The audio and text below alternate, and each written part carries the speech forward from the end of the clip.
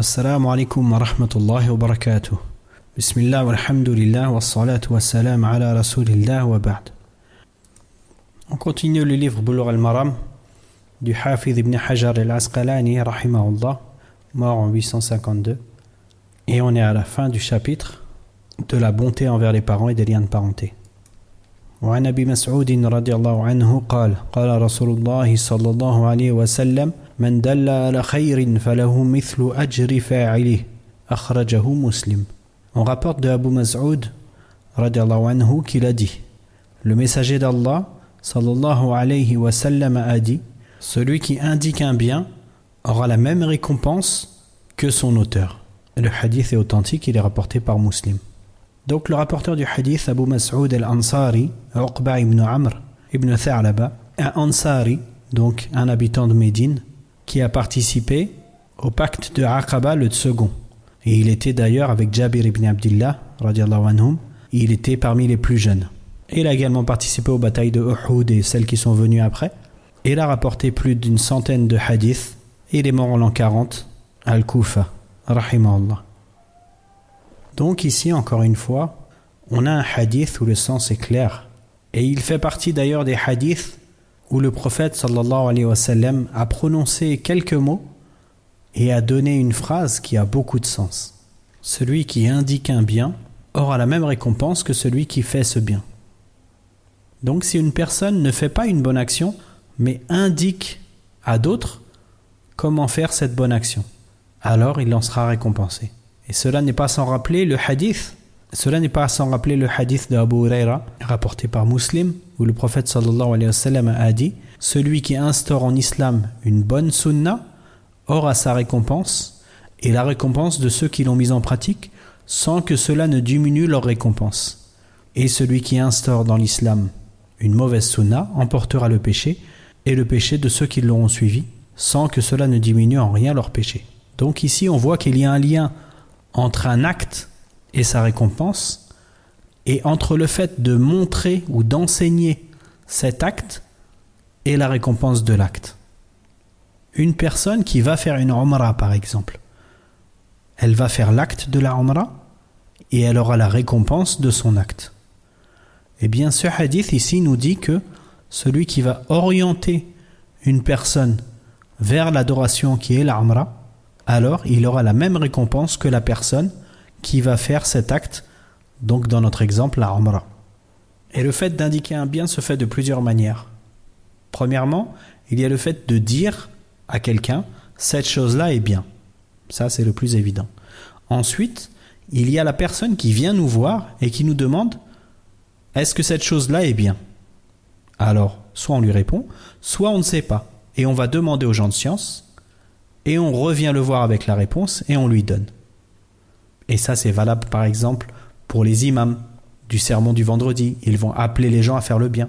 Pour les enseignants, dans les instituts par exemple, ou dans les mosquées, les professeurs de Coran qui vont enseigner aux enfants comment réciter correctement. Et ensuite, l'enfant il va réciter correctement. Eh bien sachez que chaque récitation sera une récompense pour l'enseignant. Et celui qui a des enfants et qui médite sur cela, Inch'Allah, il va beaucoup plus s'orienter vers leur apprentissage, car quand on sait que chaque verset corrigé à notre enfant ou chaque science transmise à notre enfant, ça nous sera récompensé, Inch'Allah, ça va nous motiver pour faciliter l'apprentissage à nos enfants et aux gens de notre famille de manière générale.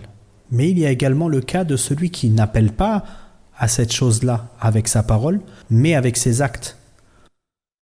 On reprend l'exemple du père ou de la mère. Si un enfant voit son père ou sa mère faire des actes d'adoration, que ce soit des prières, des jeûnes surérogatoires, des aumônes, de la lecture du Coran, etc. L'enfant qui voit ça, il va lui-même être appelé à faire cet acte-là, qui aurait été initié par le père ou la mère. Alors, à chaque fois que l'enfant fera cet acte qu'il a vu, eh bien le père ou la mère, celui qui a initié cet acte, aura la récompense. Et cela est valable pour beaucoup de situations. Le fils envers le père envers le fils, le voisin, l'enseignant, le collègue. Il y a plein de chemins pour transmettre le bien, que ce soit avec la parole ou avec les actes.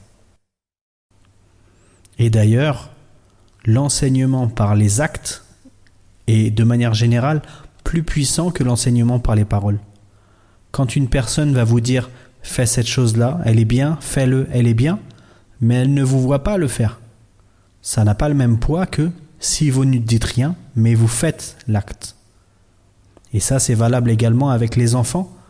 Si vos enfants ne vous voient pas prier ou jeûner ou lire le Coran, alors vous aurez beau leur dire, ça n'aura jamais le même poids que s'ils vous voient le faire. Et d'ailleurs, vous voyez bien que vos enfants, sans que vous ne leur dites quoi que ce soit, ce sera les premiers à prendre un tapis et à imiter votre prière, n'est-ce pas?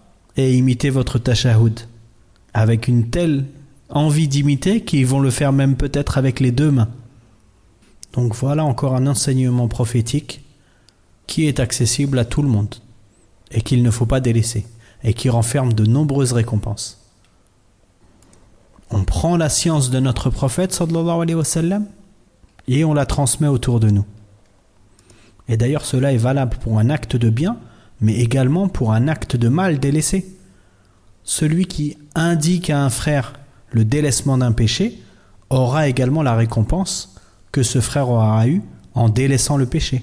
Et je vous rappelle la bonne nouvelle que celui qui délaisse un péché a des hasanat.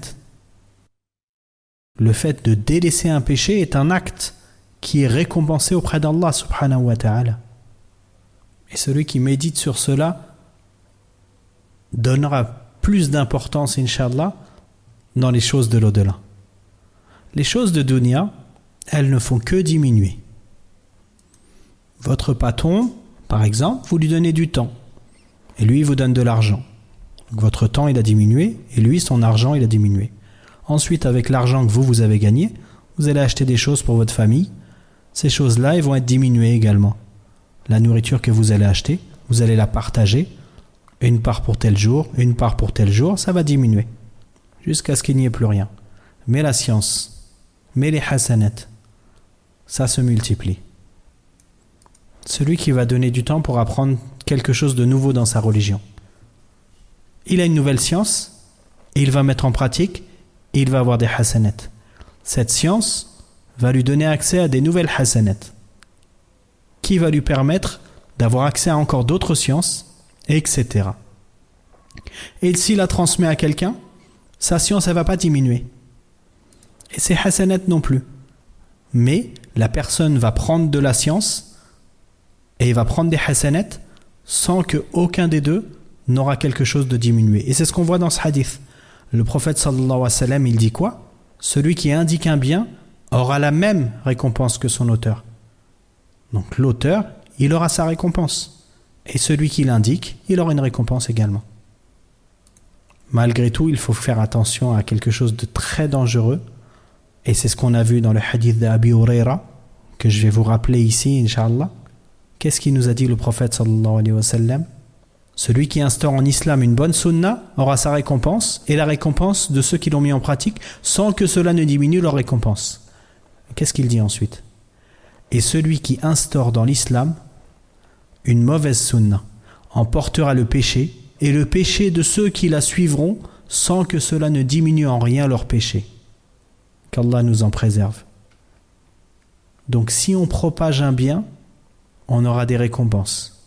Et si on propage un mal, on aura des péchés en conséquence.